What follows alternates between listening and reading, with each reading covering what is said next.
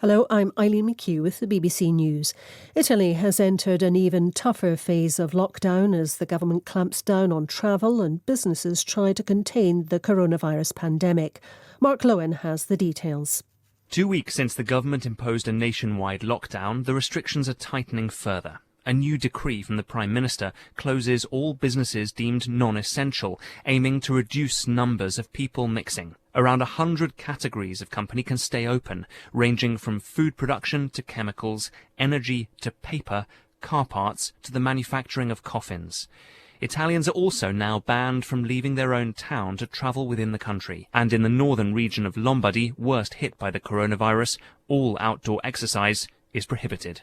Spain has registered its highest daily death toll of people who'd caught the coronavirus, the latest in a long, unbroken sequence.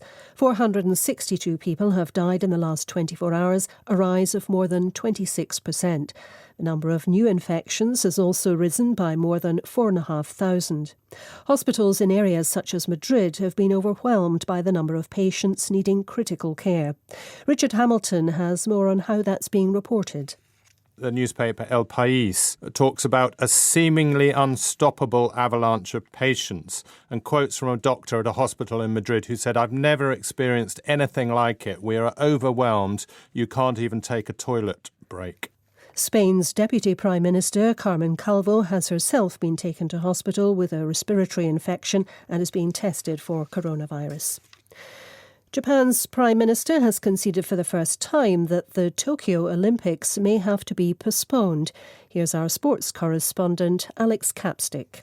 The Prime Minister Shinzo Abe's comments confirming what has been a shift in momentum regarding the delay of Tokyo 2020 over the past few days. The IOC President, Thomas Bach, he wrote a letter to athletes over the weekend in which he talked about the dilemma they are in. He says they need a maximum of 4 weeks to come up with a definitive answer, but he's under pressure to offer clarity sooner rather than later.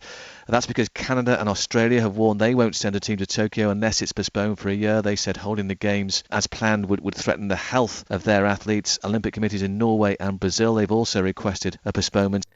Medical and aid workers in northwestern Syria are braced for the worst after the first case of coronavirus was officially confirmed in the war-torn country. UN officials and other humanitarian workers have been warning that an outbreak of the virus, especially in Idlib province, where around 1 million people have had to flee their homes, could be catastrophic. The displaced have already been facing the cold and lack of shelter, with only the most limited medical facilities still in place.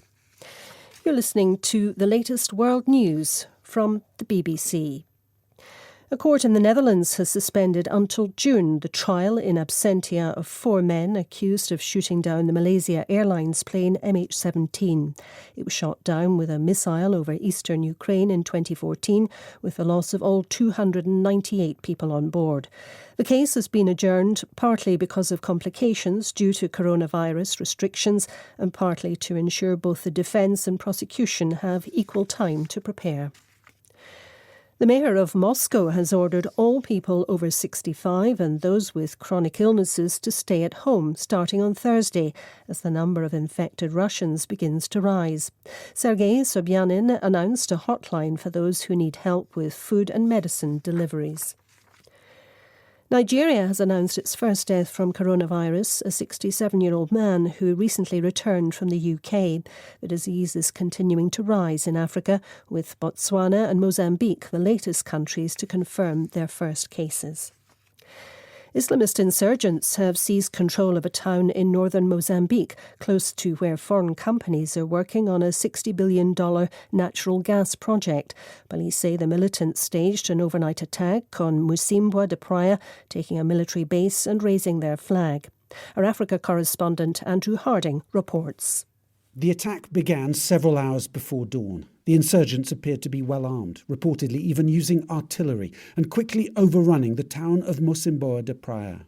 Panicked residents said the fighters had blocked all exit routes and had seized control of a local military base. It's 3 years since a shadowy Islamist insurgency began in northern Mozambique. Since then, hundreds of civilians have been killed and thousands forced to flee from isolated villages. This attack on a major provincial town appears to mark a significant escalation in the conflict. BBC News.